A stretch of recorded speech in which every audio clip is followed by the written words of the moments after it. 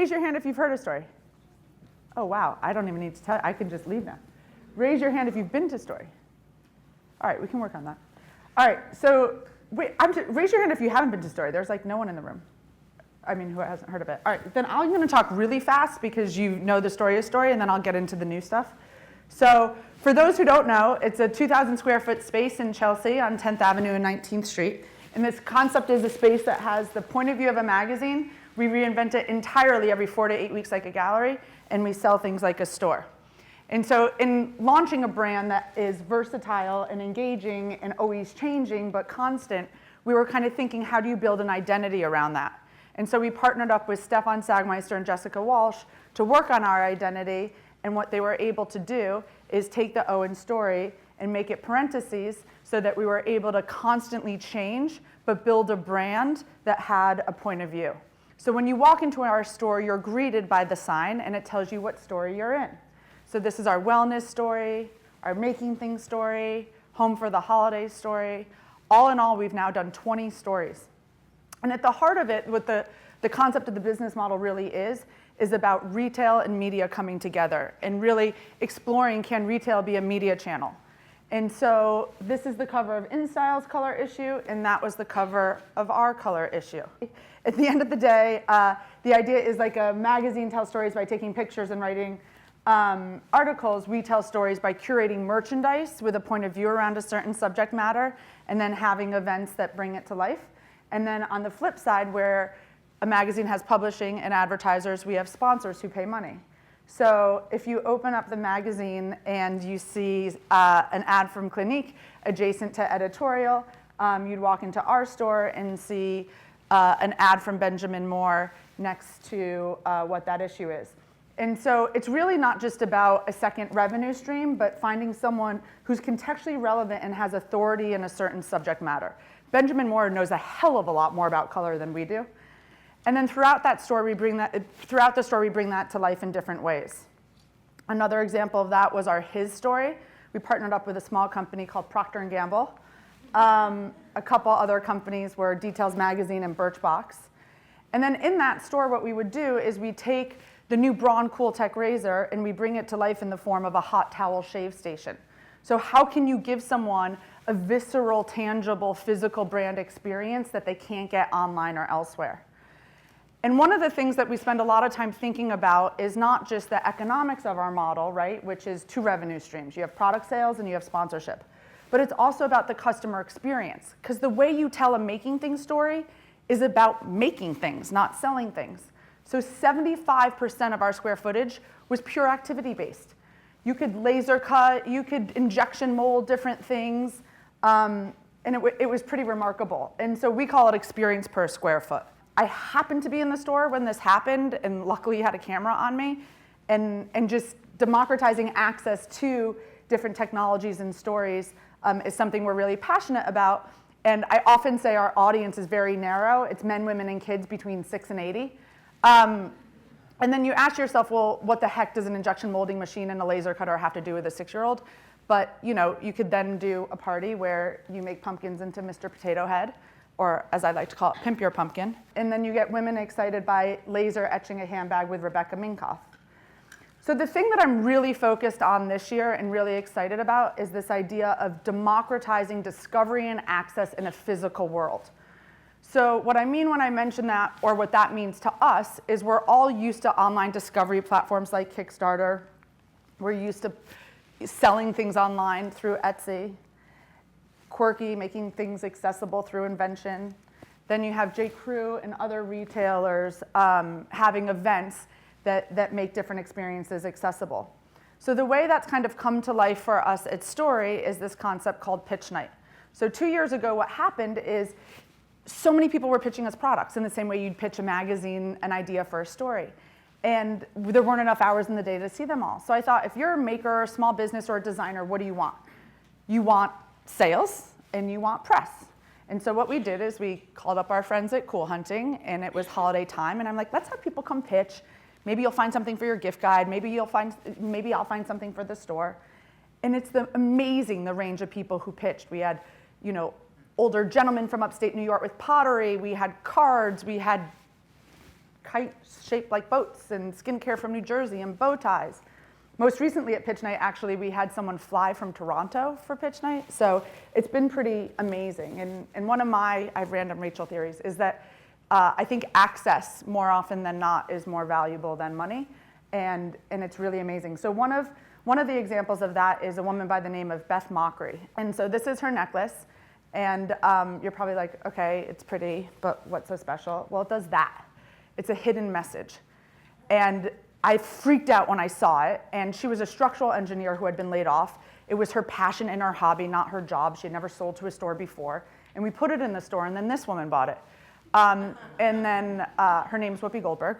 And then after that, it was really the tipping point for Beth. And 2 years later, she is now doing this full time, sold at Fred Segal and other stores. And we continue to do it for most stories.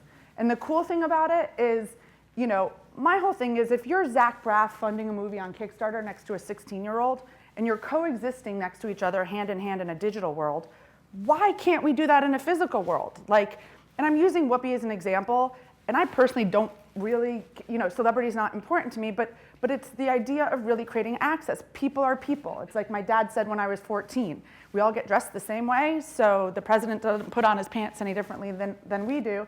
And so what happened was, I told Whoopi about Pitch Night after she had bought Beth's necklace and she had come back to the store. She goes, this is so cool. Do you think I could come and like sit in on one?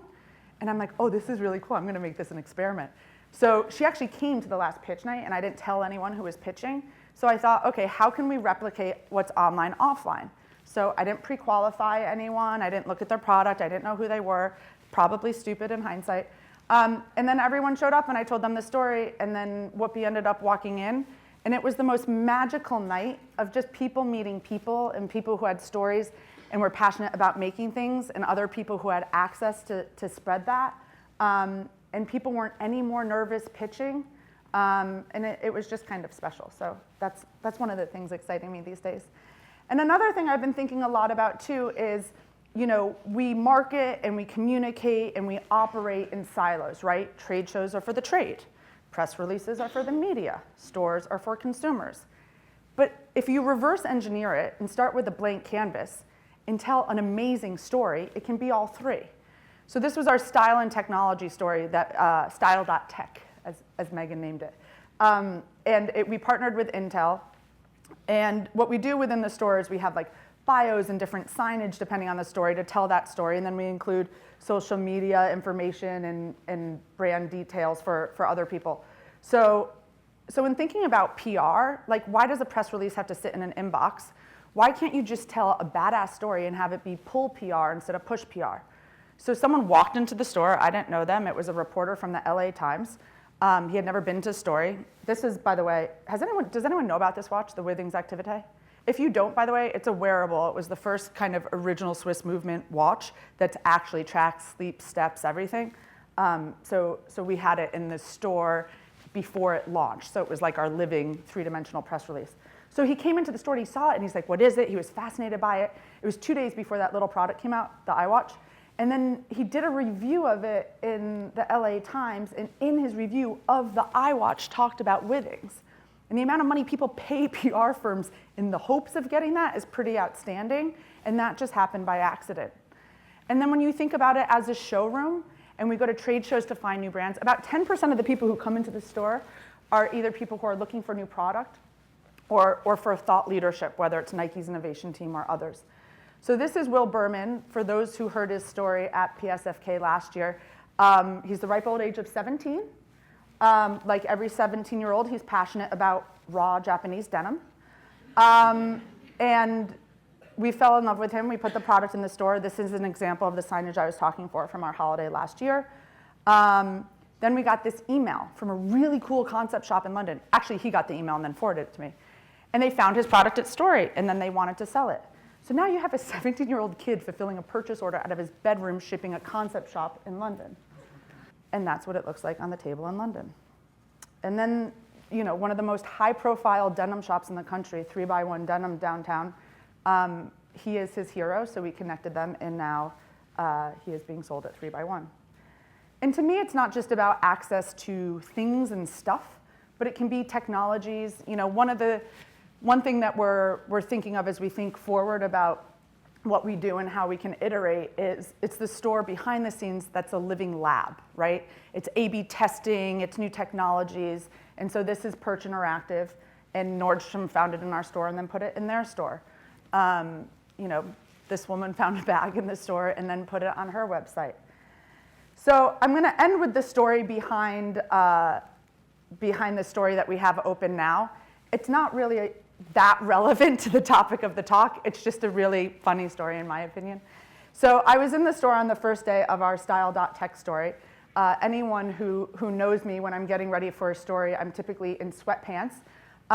And the store is closed, so that's acceptable. And then the day that the store opened, I was kind of lingering in back and wasn't planning on talking to customers, so wasn't dressed appropriately. And a group of executives roll out of an Escalade. And I said to my team, just go find out who they are. I wonder what company it is. So they came back to me and they're like, it's Target. I said, oh, that's cool. And so I just like randomly walk up to a guy and I'm like, you know, he'll forgive me for being in sweatpants.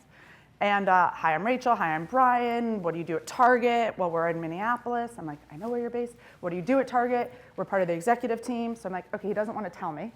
So I'm like, do you know Tammy? She runs trends at Target. She's here every time. He's like, no, I'm new to the company.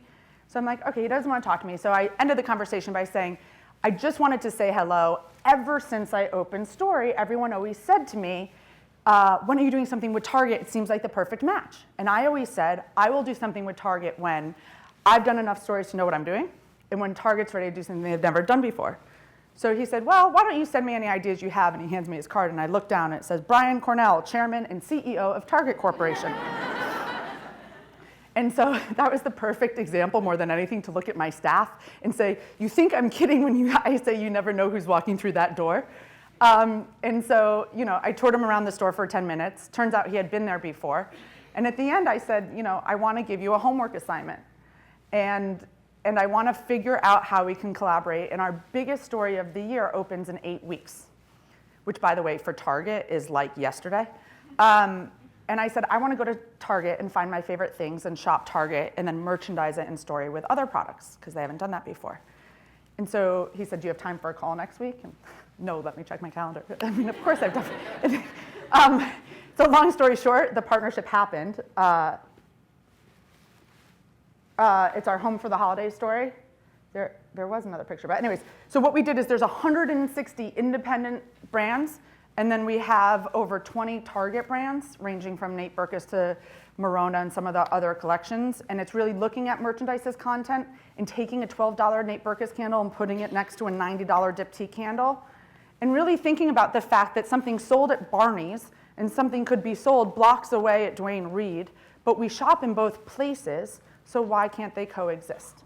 So that's my story, and thank you guys for listening.